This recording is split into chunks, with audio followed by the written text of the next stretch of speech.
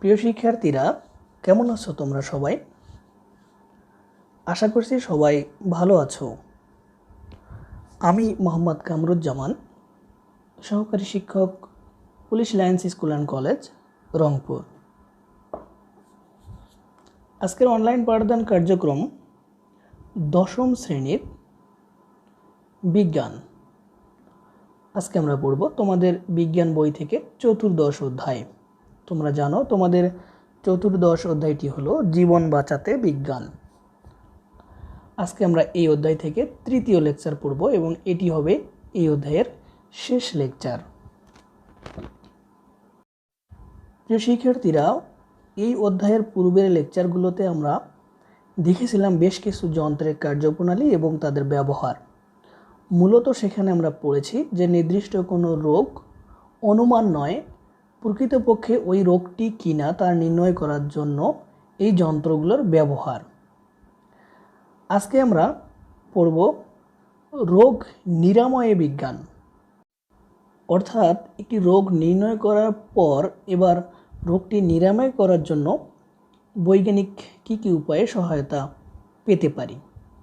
যদিও আমরা সকল রোগের ক্ষেত্রে নয়, আমরা মাত্র কিছু রোগের ক্ষেত্রে উক্ত রোগটি নিরাময়ে কী কী বৈজ্ঞানিক পদ্ধতি ব্যবহার করা হয় এটি আমরা আজকের লেকচারে দেখব। তাহলে শুরুতেই এসো আমরা আজকের পাঠের শিখন ফলগুলো জেনে নেই। আজকের পাঠ শেষে তোমরা রেডিওথেরাপি ব্যাখ্যা করতে পারবে,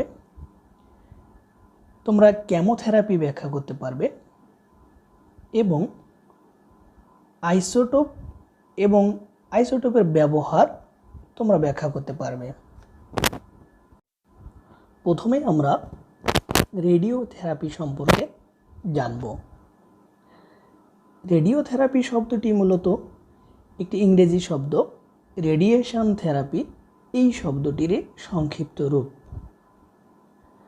রেডিওথেরাপি হচ্ছে কোনো রোগের চিকিৎসায় ব্যবহৃত তেজস্ক্রিয় বিকিরণ। অর্থাৎ কোনো একটি নির্দিষ্ট রোগের চিকিৎসার জন্য তেজস্ক্রিয় রশ্মির বিকিরণ ব্যবহারই হচ্ছে এই রেডিওথেরাপি। এই রেডিওথেরাপি মূলত ক্যান্সারের চিকিৎসায় ব্যবহার করা হয়। রেডিওথেরাপিতে সাধারণত উচ্চ ক্ষমতার এক্স রে ব্যবহার করে ক্যান্সার কোষগুলোকে ধ্বংস করা হয়।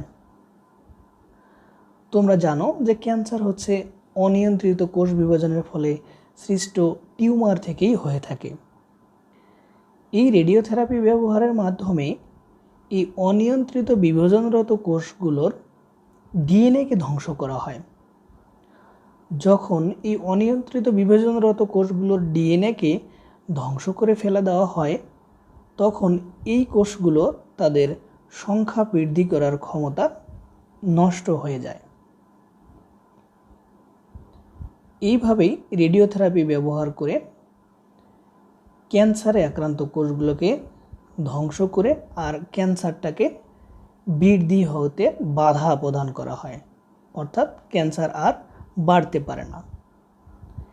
এছাড়াও রেডিওথেরাপির আরও একটি ব্যবহার আছে, যেমন কোথাও টিউমার হলে এই টিউমারটি সার্জারি করে কেটে ফেলার আগে এটিকে ছোট করে নেওয়া হয় রেডিওথেরাপির মাধ্যমে, অথবা সার্জারির পর টিউমারের অবশিষ্ট অংশ ধ্বংস করে ফেলার জন্য কিন্তু রেডিওথেরাপি ব্যবহার করা হয়। এরপর আমরা কেমোথেরাপি সম্পর্কে জানব। কেমোথেরাপি হলো এক ধরনের বিশেষ চিকিৎসা পদ্ধতি। এখানে এক ধরনের রাসায়নিক ঔষধ ব্যবহার করে শরীরের ক্ষতিকর এবং দ্রুত বিভাজনরত কোষগুলোকে ধ্বংস করা হয়। তোমরা জানো যে দ্রুত বিভাজনরত কোষগুলো কিন্তু ক্যান্সার তৈরি করে টিউমার তৈরি করার মাধ্যমে। তো এই দ্রুত বিভাজনরত কোষগুলো যেগুলো অনিয়ন্ত্রিতভাবে বিভাজিত হচ্ছে, এই কোষগুলো ধ্বংস করে দেওয়া হয় এক ধরনের রাসায়নিক ঔষধ ব্যবহার করে। এটাকেই কেমোথেরাপি বলা হয়। এবারে এসে আমরা কেমোথেরাপির কার্যপ্রণালীটা সম্পর্কে একটু জেনে নিই। তোমরা জানো জীবদেহ অসংখ্য কোষ দ্বারা গঠিত। জীবদেহের এই কোষগুলোই বৃদ্ধি পায় বা বিভাজিত হয়। জীবদেহের এই কোষ বিভাজনের উপর ভিত্তি করেই কেমোথেরাপি গঠিত হয়েছে। কেমোথেরাপিতে ব্যবহৃত রাসায়নিক ঔষধ কোষ বিভাজনের নির্দিষ্ট ধাপে প্রয়োগ করা হয়। কোষ বিভাজনের কোন ধাপে কি প্রয়োগ করা হবে তার উপর নির্ভর করেই এই রাসায়নিক ঔষধগুলো কিন্তু ঠিক করা হয়।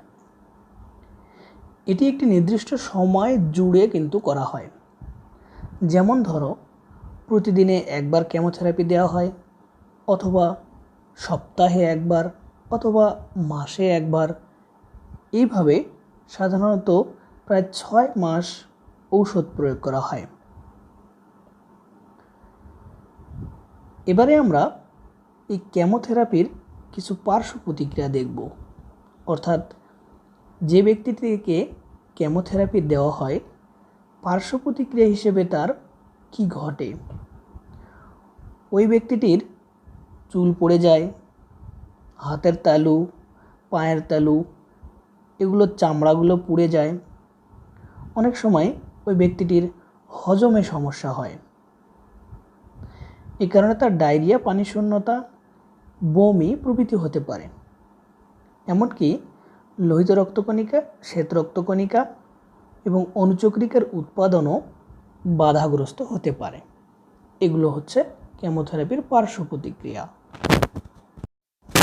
শিক্ষার্থীরা, এবারে আমরা আইসোটোপ এবং এর ব্যবহার সম্পর্কে জানব।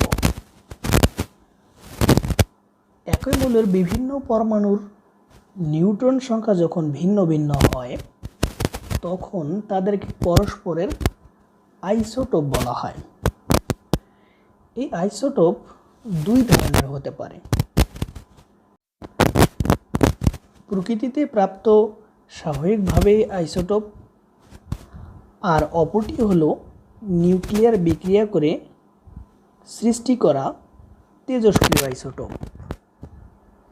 চিকিৎসার ক্ষেত্রে এই তেজস্ক্রিয় আইসোটোপটি ব্যবহার করা হয়। এই আইসোটোপগুলো রোগ নির্ণয় করার জন্য যেরকম ব্যবহার করা যায়, ঠিক সেরকমই রোগ নিরাময়ের জন্যও কিন্তু ব্যবহার করা যায়। এই ক্ষেত্রে শরীরের কোনো কোনো অঙ্গে মাঝে মাঝে আলাদাভাবে বিশেষ কোনো যৌগিক পদার্থ যুক্ত হয়। এই যৌগিক পদার্থের পরিমাণ দেখে অঙ্গটি সম্পর্কে গুরুত্বপূর্ণ তথ্য পাওয়া কিন্তু সম্ভব। যৌগটির পরিমাণ বোঝার জন্য যৌগটির কোনো একটি পরমাণুকে তেজস্ক্রিয় আইসোটোপ দিয়ে পাল্টে দেওয়া হয় এবং এই তেজস্ক্রিয় আইসোটোপ বিকিরণ থেকে ওই নির্দিষ্ট অঙ্গে যৌগের পরিমাণও কিন্তু বোঝা যায়। সাধারণত আইসোটোপটি গামা রে অর্থাৎ গামা রশ্মি বিকিরণ করে। আবার বাইরে থেকেই এই গামা রে শনাক্তও করা যায়। বর্তমানে এই আইসোটোপ অর্থাৎ গামা রে ব্যবহার করে ক্যান্সারে আক্রান্ত কোষগুলোকে ধ্বংস করা হয়। অর্থাৎ ক্যান্সার রোগ নিরাময়ে এই আইসোটোপ ব্যবহার করা হয়। আবার থাইরয়েডের চিকিৎসাতেও কিন্তু আইসোটোপ ব্যবহার করা হয়। এমনকি লিউকেমিয়া নামক রক্তের ক্যান্সারের চিকিৎসায়ও এই আইসোটোপ ব্যবহার করা হয়। অর্থাৎ বর্তমানে বিভিন্ন রোগের চিকিৎসায় এই আইসোটোপ বহুল ব্যবহার হয়ে আসছে। প্রিয় শিক্ষার্থীরা, তোমরা নিশ্চয়ই আজকের পাঠটুকু সুন্দরভাবে বুঝতে পেরেছো। তাহলে আজকের পাঠ থেকে তোমাদের জন্য হোমওয়ার্ক হলো, বড় বড় পার্শ্ব প্রতিক্রিয়া থাকা সত্ত্বেও কেন চিকিৎসা ক্ষেত্রে কেমোথেরাপি ব্যবহার করা হচ্ছে? এই প্রশ্নের উত্তর তোমরা বাসায় বসে লিখবে এবং প্রতিষ্ঠান খুললে নিয়ে আসবে। সবাই ভালো থাকবে, সবাইকে ধন্যবাদ।